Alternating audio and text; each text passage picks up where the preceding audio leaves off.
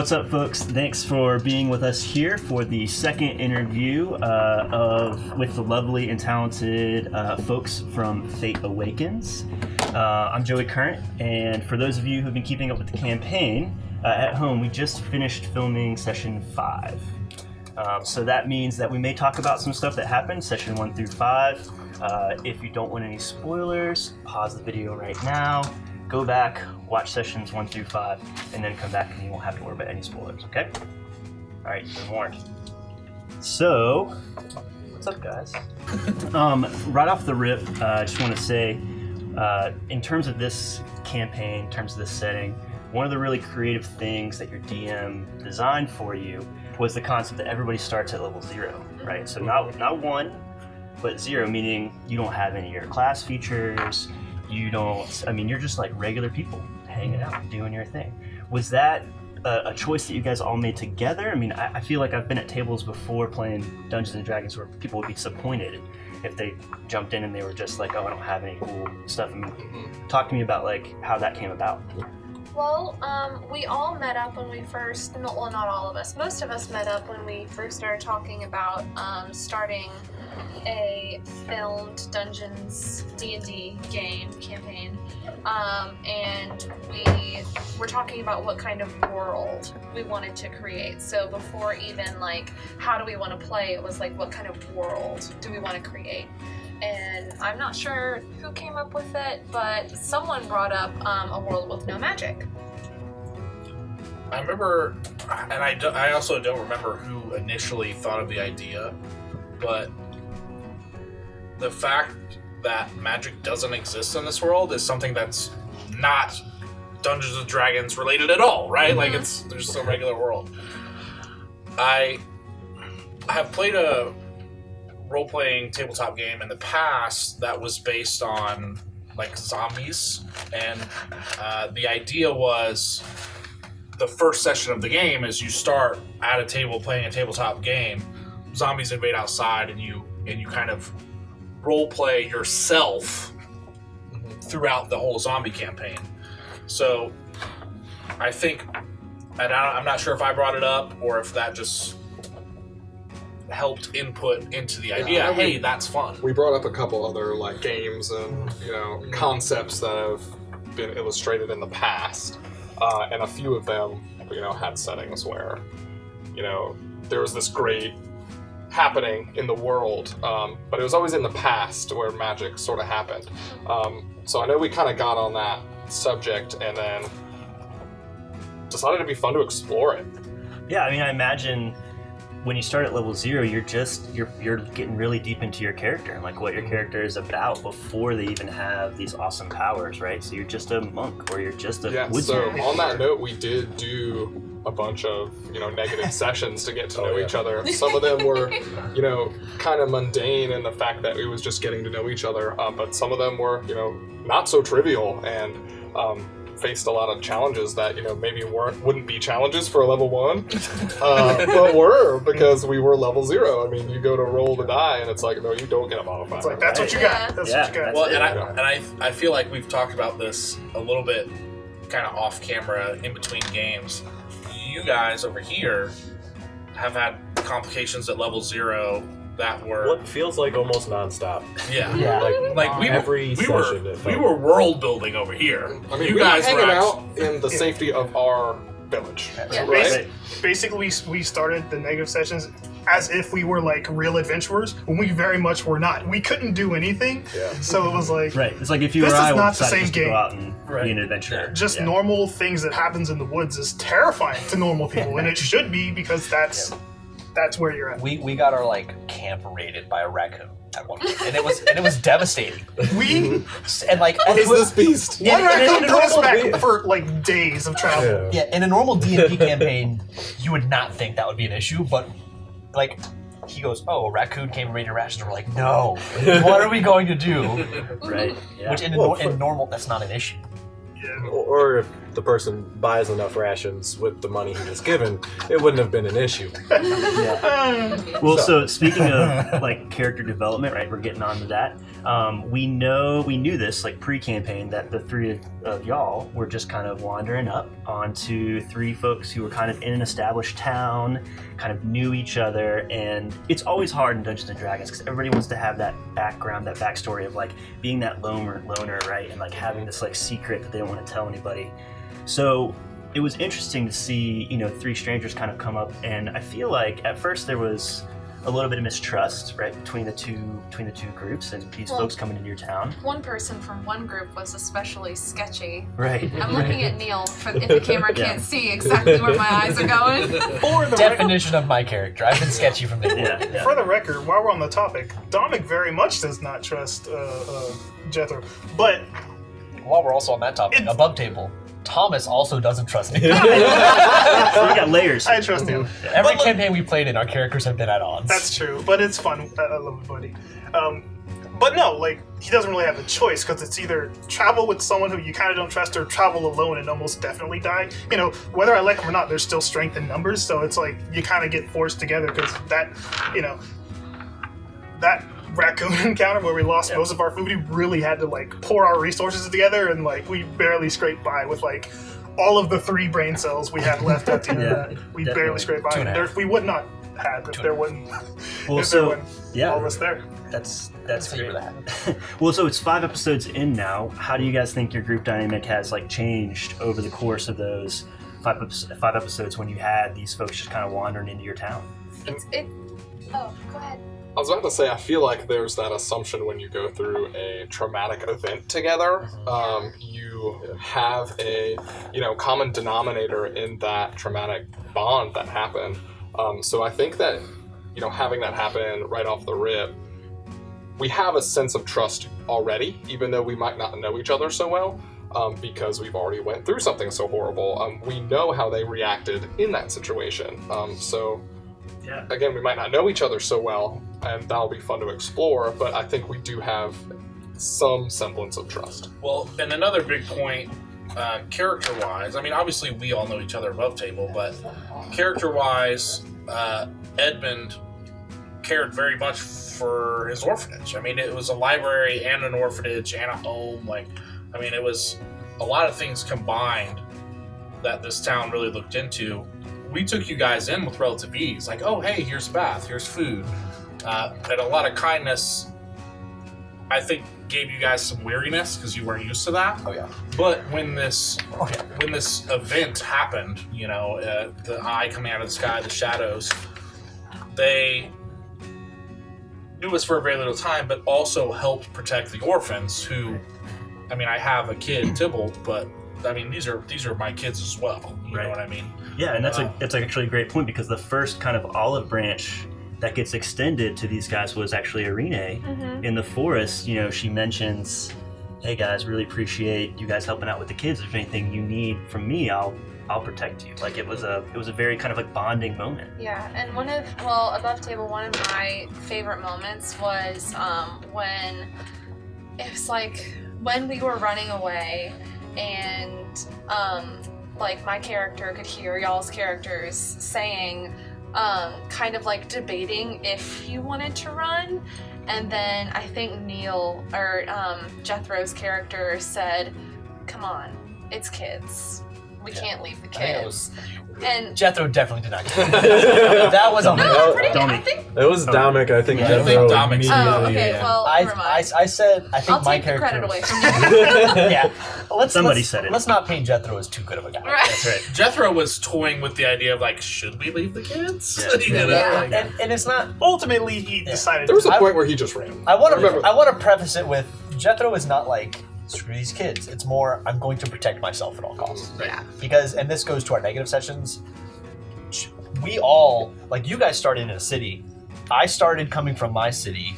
He started coming from his city. Way up. We in session 1.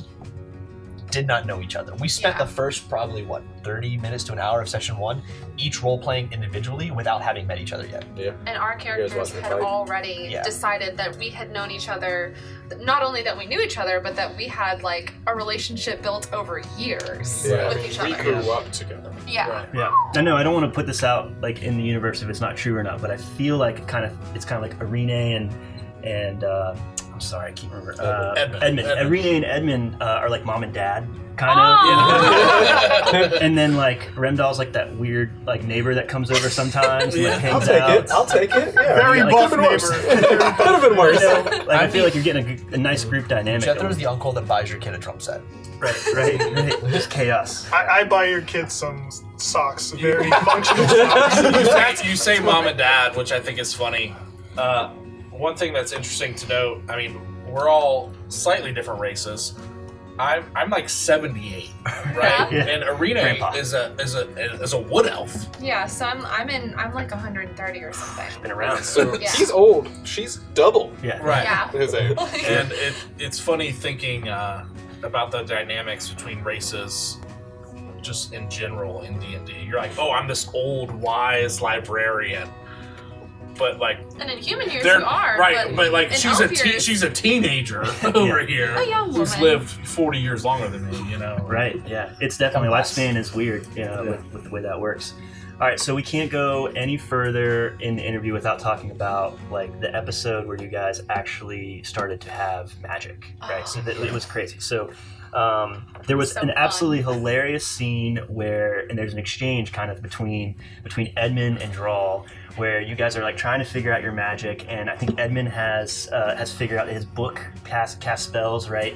And Drawl comes in, and I think it was almost like a scene ripped right out of Whose Line Is It Anyway? I mean, I know all of D&D is improv, right? Right. But like this was like you guys were playing off of each other. I even think you gave like a nod a little bit to like a little bit of a meta nod because you knew you didn't have any spell slots left. Right. And you tried to cast a spell just as like Draw comes in and is like, "What are you doing?" He's like, "No, look, check it out," and it didn't It work. didn't work. Yeah.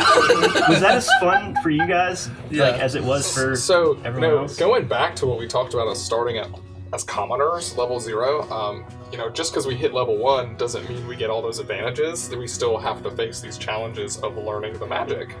And that has been difficult for us, out of character, because we're trying to figure out, like, I know I have 5 spells. Like, how do I integrate this? Yeah. Like, I still haven't used 2 of them. Yeah.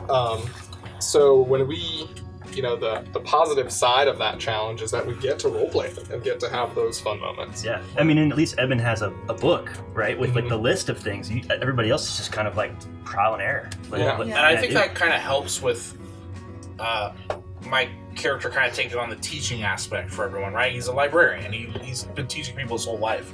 The fact that I'm a wizard and like have these spells in a book, we touched a little bit on episode 5, the one we just filmed, where what was it? Create and destroy water. Mhm. And I was like, I'd been creating water for the group, and Drawl was like, I wonder if I can do that, you know? And Edmund has been my, Maesta teacher my whole life. I work for him. I help him collect regents, whatever he needs.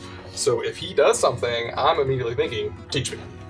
So this was a, coincidental example where I could also do that. So Yeah. it was perfect. Perfect example of that. Well, and as far as learning magic, what you're talking about, like, I can hopefully do that with everyone.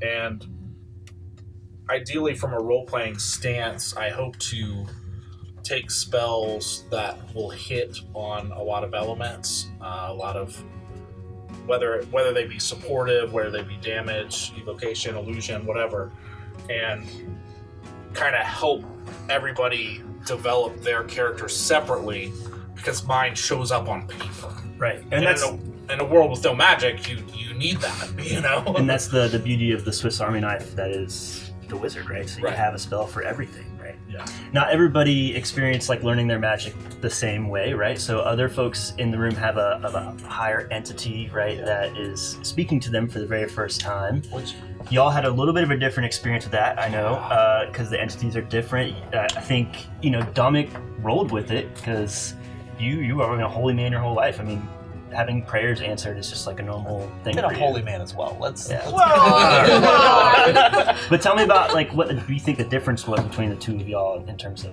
learning There's a about? whole lot of different. Oh yeah. So I want to preface what Good, sir. his story with. So there's things that we've all made an agreement as a group not to watch our own episodes, which sounds twisted, but the viewers will know there's times where everyone is asked to leave the room. Right. So to preserve that secrecy, the viewers at this point know more about our characters than other people in the room do. For instance, there was the one-on-one me and Edmund had. Information was revealed there that these four, So curious. above and below table, do not know at all. We haven't discussed it outside the game to preserve that sort of roleplay aspect. So there's a lot, even in, for instance, when he got his powers, when I got mine. No one else knows what happened there. Right. Except for what we reveal as characters. Sure. And so we won't spoil anything for the folks in the room with that. But just so everybody knows, it was a different experience. And if you had someone just talking into your head one day and then you could do magic things, it would be a little crazy. Yeah. I think it would be really cool to be a viewer, just because I love when like I'm reading a book and I know something that the character doesn't know, and it's like that dramatic irony The dramatic right irony, there. that's It's right. addictive. Like, it's so cool, and I would just love to be a viewer As of far this. as magic goes, that will probably not change either, because every time we level up, we're gonna get new stuff that we don't know that we inherently have. Sure. Yeah. Sure. So one of the things from a role-playing standpoint that really grounds kind of the D&D narrative storytelling piece is sometimes things aren't happy. Sometimes things aren't exciting, right? There's loss. And I know at least with Draw's character that has come up several times throughout the episodes to the point where if certain things are mentioned, I mean, he kind of gets a little upset, gets a little bit. Do you want to talk a little bit about what's going through his head? Like what's Draw's going on there? very torn right now. His ideals is that he wants to go explore and adventure and see things, and it's one of the reasons he got so involved with Edmund and trying to help him go explore and grab regents and whatever. So now that he's getting this really cool experience, it's haunted by the fact that there was a traumatic event that's already happened to him. So there's this give and take where he'll have these very happy moments, but he'll get pretty easily dragged back into the memory of what happened. Yeah, I mean, there's so much range in that character because you've got Draw making everybody laugh one minute and then, having these like tearful kind of personal experiences the next. So, yeah, and then it's the same with everybody. I think you've done a brilliant job. Yeah, great job. Of playing Kudos. that. Truthfully, yeah. So we're 5 sessions in, right? So for the viewers out there who have watched all 5 sessions, we still don't know a whole lot about like what's going on, right? I mean, we know that there's a Neither do we. Yeah, that's what I'm saying. So there's a tear in the sky. There's shadowy things. You guys are learning about powers.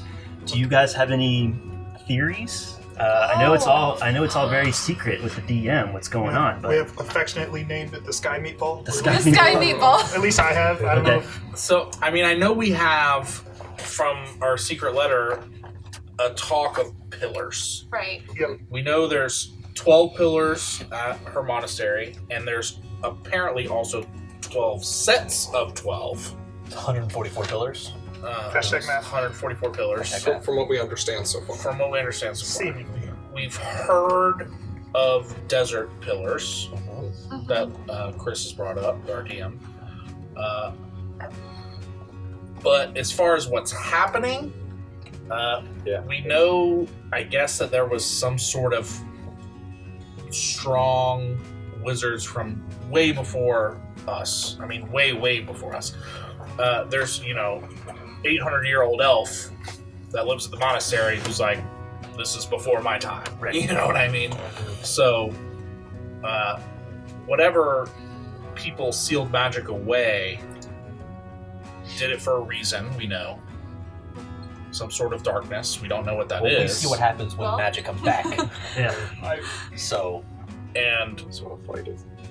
I don't. I mean, as far as the theory goes, that is what they were trying to lock away.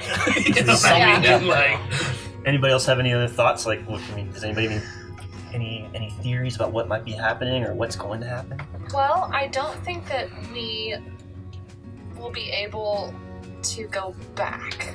You know what I mean? I don't think that it's realistic to think that our characters could undo letting magic into the world. At level 1. So, right now at level Not 1. when raccoons are trouble. See you guys in 4 years. Right. They can't wait more. I'm kind of hoping that it's like we maybe figure out how it happened and like maybe become ambassadors or like the first teachers or something of like how to use these things. Because we've got a wide spread. And presumably this is happening in other places, maybe. Or maybe it's only here, right? I haven't found that out yet. Yeah, No idea. I myself and Dominic are incredibly curious. This can't be just us, right? Are we like the only people? Was it because we're close? Like there's so many variables. Yeah. A lot going on. Well, and what I'm also wondering is, I think there's basically 2 options as far as this eruption of magic getting into the world. Option A, over Aussie Ruin, over the pillars, that's the epicenter. We know in our last session that we face far fewer shadows. So if that's the epicenter and it's going out, we were at the epicenter. Magic hit us first, and it'll spread from there.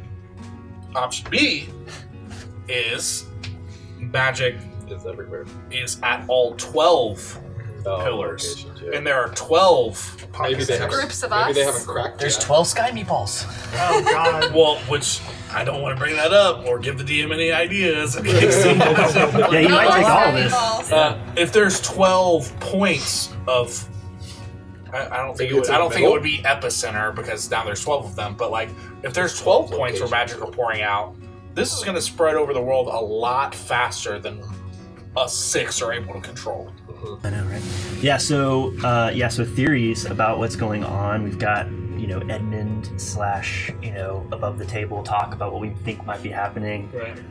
And I know for any D&D character who's got like a higher entity kind of as a part of who they are, that's got to play into it at some point, right? You got to think that maybe your person is somehow involved or anything, or not. Maybe not. What do you guys think? I know I keep referring to you guys because we've got 2 folks who have that going on with their character. Your higher power is more of a higher power, so I'll let you take this one. Yeah, it hasn't come up too much in the game. I think I've said Lower it. power. It's a power. Power.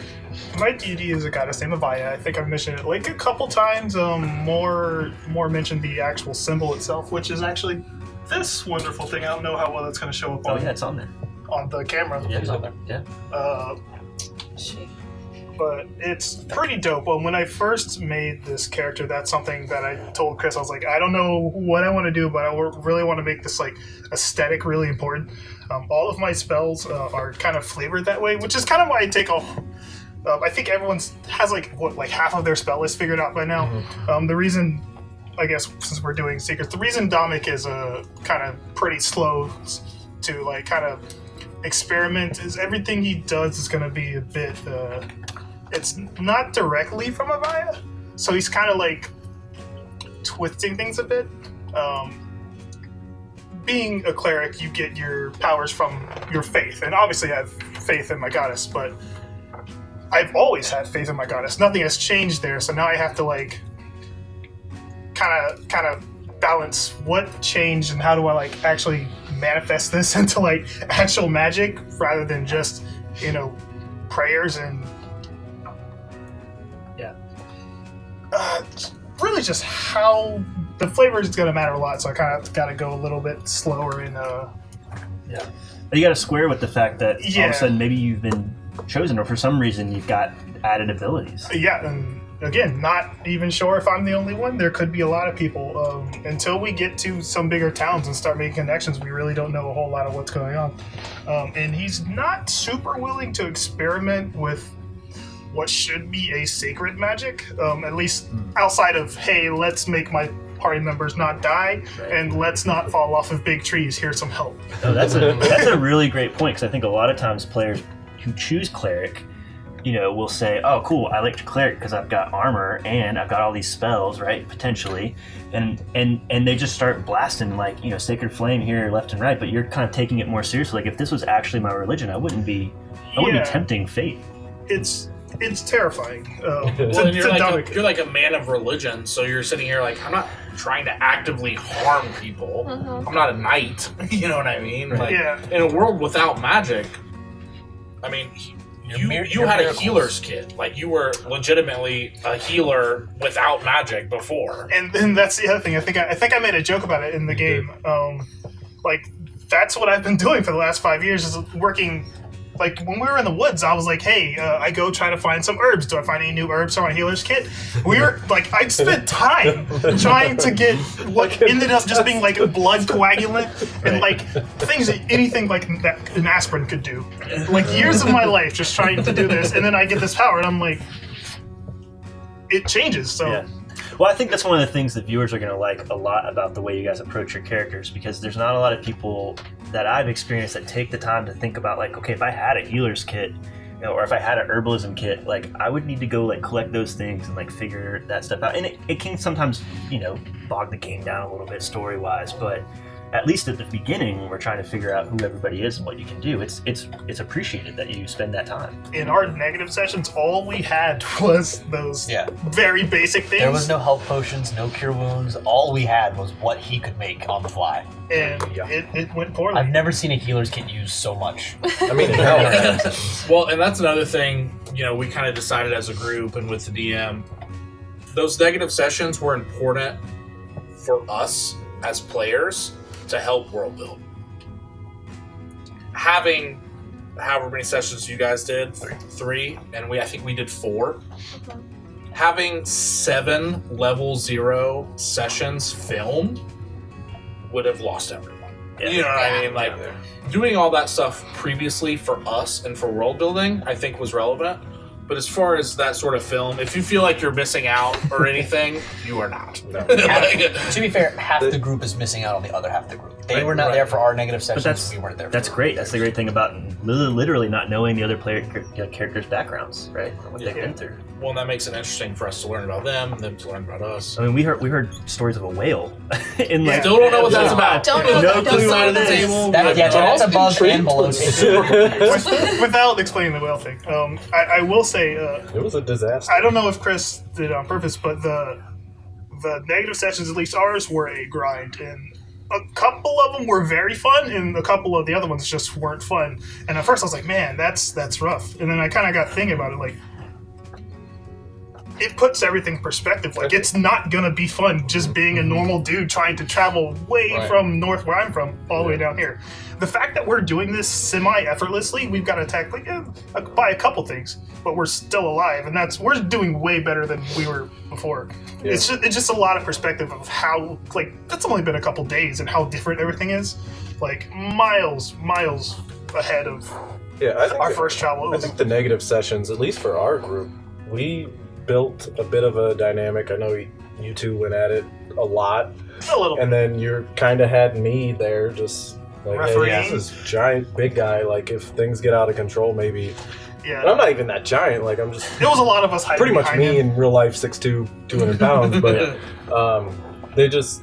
they went at it nonstop, which is why during the one episode where he was reading out of his book, I was just like, oh, here we go. Not again. Yeah. And they kind of turned around and things went crazy. But well, so kind of going off of just since we're talking about Remdil, Remdil's fine.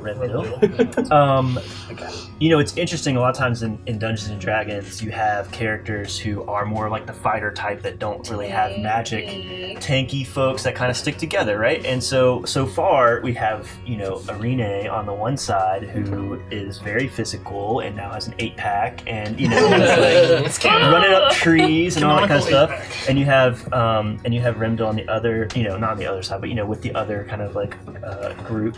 Do you think that y'all's characters will start to play off of each other more or less because you guys are kind of the upfront folks? Do you want to start? I hope so. It was so fun to actually like fight you for the first time. Oh yeah, we didn't even talk about the fight. Yeah. It was very, very fun because like all my character had ever done was like meditate and do like sessions of training, like not actually sparring with another person, and then taking on one of the older monks who had like trained me when I was younger and like kicking his butt, and it was just like, oh no, am I too strong? And then he was like, oh well, why don't we do this? Yeah. And I didn't think that I was gonna do any damage to you, bud. I really didn't think so. After that fight, I don't know if I said it like during the game or I may have whispered it to you. Probably. And I was just like, holy cow, she hits hard. And then, like, because that's like the first time minus the arrow in the stomach that I was legitimately hurt. So Yeah. Rimdo was like, oh, Well, what's happening? And then when I hit her, I was like, that felt a bit more than I should have hit her, but kind of like it. yeah, So I hope future sparring and or honing of skills. right. A little upset about the tree climbing, but that was And also, way too unarmored defense is no joke. Like, it is very, very convenient. Yeah. It's very hard. Don't get in a for bar people to fight hit with the me. monk. easy. I will say there's a reason that us two hide behind him. He did some ridiculous things Oh, yeah. and the negative things. Yeah. We've seen him do some stuff. So the fact that they like stood on even ground, I know what he can do. Not too familiar with Arena, but the biggest thing that I could like, the biggest Signs. Y'all sign of your might is just like taking a hit from him because he rolled ridiculous. And- They're surprised at what I did at level 1. Let's gain a few levels. Yeah. Right. Right. Well, the Before interesting really thing is judge that me, but Dominic is not from a place of a whole lot of fighters. You know, I have a noble background. I'm not a scrappy person. That's some craziness. And you have to think in our negative sessions at level 0, me and his character are literally we're just guys. You know, you're a missionary, I was a missionary, right? We are average guys. We don't have we literally have no ability. Like every time he said roll initiative, we were like, oh Yeah. no, Yeah. what do we literally do? have Just nothing. roll What a do we strike check do? every But time. he, like, so in the negative sessions, he was he was quite literally the fighter. He was Every a fighter. interaction we got in, we were like, get behind Remdo because It was we are completely useless. Right. We are average Joes. But now we have powers. We can snipe something from, so many feet, and he's just like, guess I'll hit it. Like, So it's interesting to see him go from the defender of the group to now we're kind of all on an equal ground. yeah. Our dynamic was he tries to talk us out of fight. Okay, fails. He Always. does the fighting. Right, fails. Yeah. I tried to heal everyone out after the fight. That's what we do. That was our dynamic. I think that the dynamic in future is going to shift to Probably. us diving headfirst into, yeah, pretty much. I think so. Yeah. and then everyone like, all right, get ready to heal him. That's right. Give him a little bless, attaboy as they run in, and then Yeah. Well, and what I hope too is that we've toyed with it so far. We're only in session 5, right? Creating individual dynamics, right? Like, how am I to each person? Right. This is like my understudy, Right. Right? It's semi-father figure now, probably more so now, but Arena's been more like a friend, but she's come to the library, she's looked at stuff here and there, familiar with, but willing to develop that. Now, you and I have something in common, right? Like, you two now have something in common, sparring.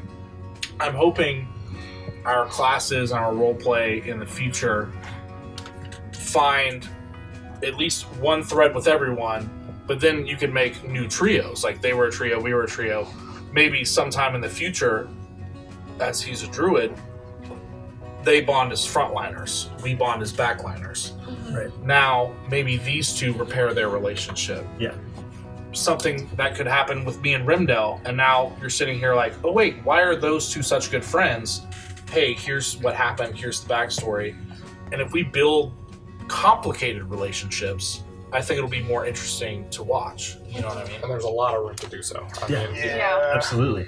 Yeah, I mean, you guys, and that's what the fun part about D&D is that, I mean, yeah, sure, you can have, battle after battle where you swing your sword twice and it's next person's turn, right? And then or you can really embrace that kind of role playing part of it and find those kind of like fun connections between people, like you said. So I think the viewers are going to love kind of getting to see what happens when, just like we saw with Drawl and Remdahl just in that last episode where, Remdahl comes out of nowhere and is like, Drawl, hey, I want to talk to you for a second. Help me out with this thing at some point. I mean, it kind of...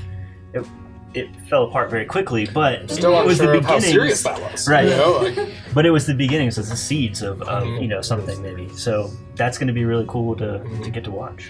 I think something else that helps with our role playing is both like in all levels. Quick backstory: is you three had played together previously, and we had played together previously, but we had never played with each other. This was before this idea even came to fruition, and then we all met, discussed what we now have in front of us, and still hadn't played with each other. And then we had negative sessions, still hadn't played with each other. Finally did some one-shots and then jumped into the campaign. So not only did our groups come together in session 1 not knowing each other, but our above table groups came together in session 1. Very little. And that kind of helped it because it's kind of like when you're like in school and you have like your clique. Your clique is going to stay with your clique, even though you have someone else. So it's just like our characters are kind of just now opening up to each other.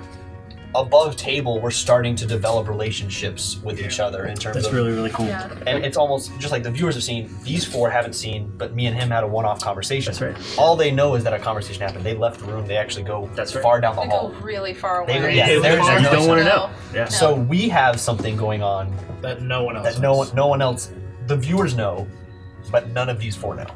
Which is great. That's the fun part. So it's, we'll see.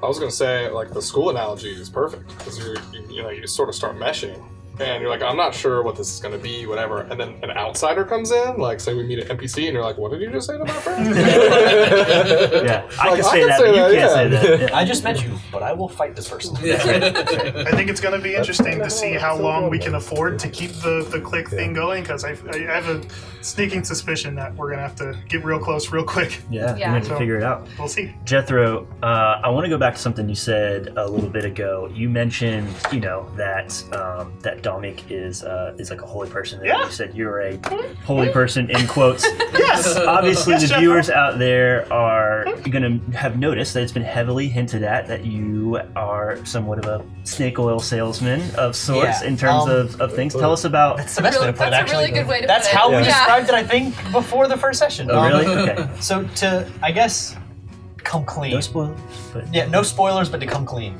not for you. Everyone knows. Everyone knows. Yeah, That's cool. Eldritch Blast came out, and there's only one class that has that. That's right. Do your math. Right. So I guess when we came up with the character, it was originally rolled as a cleric. Yeah, you were a cleric in the old we were one-shots. both clerics, and it was kind of there was no problem with that because you were very much so a healing light cleric. I was, I think, like a forge cleric. I think was originally You were a what we forge went with. Yep.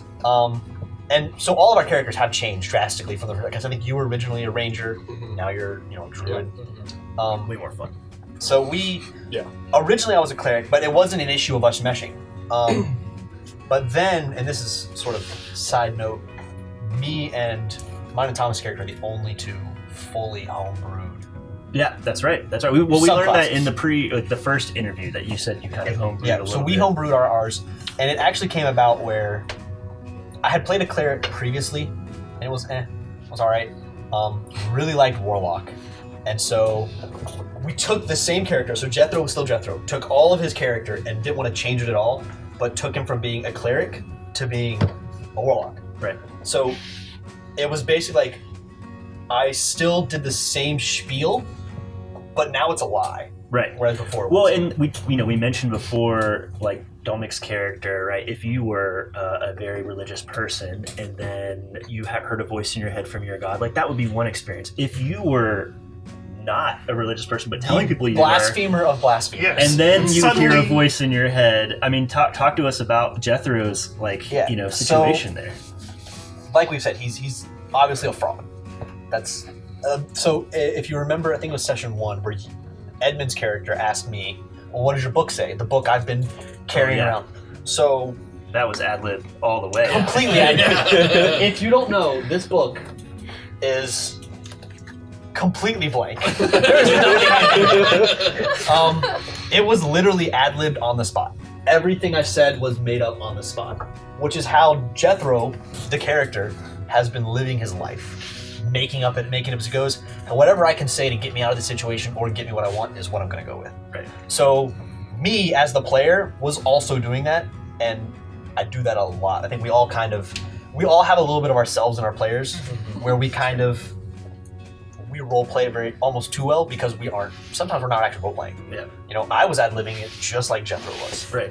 So it's for him to go from blaspheming quite literally any god that he could use to get his advantage to now hearing a voice in his head, and then not to get into spoiler territory, but to see the effects of that voice in his head is terrifying, because I don't know if this is someone who's like time to pay, or if it's like, all right, let's get to know each other. Right. Well, warlocks notoriously don't have wonderful patrons that are like these, amazing. But again, entities. warlocks haven't existed prior to now, so I don't have a frame of reference, right? I have no clue.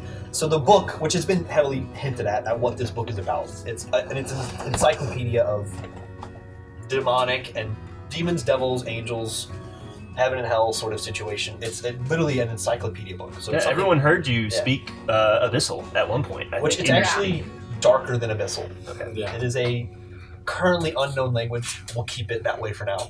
So it's like you have Infernal and then Abyssal and then there's this language. Okay. So it's speech. Nega. So it's like it's bad. I was imagine in my head that scene in Lord of the Rings when Gandalf does the black speech of Mordor, like at the council of the Fellowship, Yeah. and everybody's Elrond's like, sitting "Oh, there wow." like, "Damn it, dude! Yeah. You really shouldn't talk like that here." So it's kind of interesting for him to go from to the characters and some of the players being this, I worship the one God, like I am a godly man, and then now you hear me speaking this dark, evil speech, blasting dark black fire out of my hands. It's like, what was that God you worshipped again? Like, that was really guttural. Yeah, so it's kind of like the gig is up, but even I don't know. Like, I know. Like, none of us Jethro. know enough about magic to question it. Yeah. You know, we're just like, hey, that's weird. This is weird too. Look, fire. In You any know, other situation, Dominic would be like, that's not cool, but I have my own stuff to figure out. Yeah. So, like, I haven't even begun to process what's going on over there. Well, and we don't have a frame of reference of what's Yeah. bad. You're like, 48 hours ago, if I would have saw a man growing bear claws out of his own hands, Antis. I would That's right. think You gotta make sure. I the would toes are- probably think evil. You know what I mean? Yeah. But Is it's there a wrong. difference between orange Just trying black to talk to fire us, and yeah. orange fire? Right. Right. Probably, but not enough We're for all us to learning study. this as we go. And I think we'll see, again, not to get into spoiler territory, but so our characters have been, this was mentioned on camera, but our characters have been to Bastion. That's where we came from Right. prior to That's where I was session. gonna go next. So negative session 3, prior to session 1, that's where we came from. Yep. So we're going back to this city. Right. And you've already seen at the end of episode 5 how things are going to play out. Yeah. We it's- have some history there. a little bit. They are going to learn of that history very soon. It's going to be hard to... Hide it. It's an interesting dynamic shift because you start the campaign, the first 3-ish episodes in their town, where they're very comfortable and they know what's up, right? And now we're going to go to a city, a big city. Who knows if y'all's characters have ever been to a big city like this before, or experienced kind of that life and what you guys have been there before, right? So now instead of kind of taking their lead, they're going to maybe be taking your Well, lead. we know what not to do. Yes. There you go. I can tell you at least 2 things to not do in the city. I can name more than 2.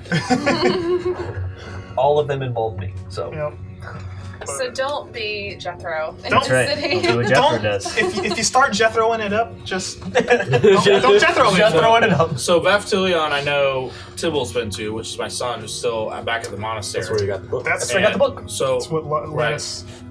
so I've heard about it, and I know my character's read about it, but I have not been there, even though it's still relatively close travel. So I'll be interested to see how the books stack up. Yeah. Literally. Oh, yes. Never mind. And We'll save that. We'll save that one. Yeah. Arena is pretty much only familiar with the monastery, maybe some of the mountainous areas surrounding, and Ossirun. Yeah. Or the village formerly known as Ossirun. That's right. Um, Never forget. Presumably So- the buildings are still there. but also Arena's very well put together emotionally and like mentally. So I think that she'll be able to handle herself in the city. And Yeah, Rene has been one of the most interesting characters to watch throughout these 5. Everybody's very interesting, but from a, like what you just mentioned, from a being put together standpoint, I mean, in the one hand, she's very empathetic, she's very understanding of how people are feeling, she can sense when people are having issues or whatever, and on the other hand, you ask her, about something, and she's very kind of like, yes, I will go do that, or like, no, that is not what we do. It's like very like black or white on the one hand, but Yeah. then very kind of understanding and open and empathetic on the other. It's really Arena cool. is kind of the opposite of Hannah. So, Okay. because neither of those things are who I am as a person. I not a very empathetic person, and I am not a black and white yes or no person. So it's really odd to play someone who is that way because what? What? Nope. I'm on camera. I didn't say a word. Oh. Roll the tape. Roll the tape. But yes, it's odd.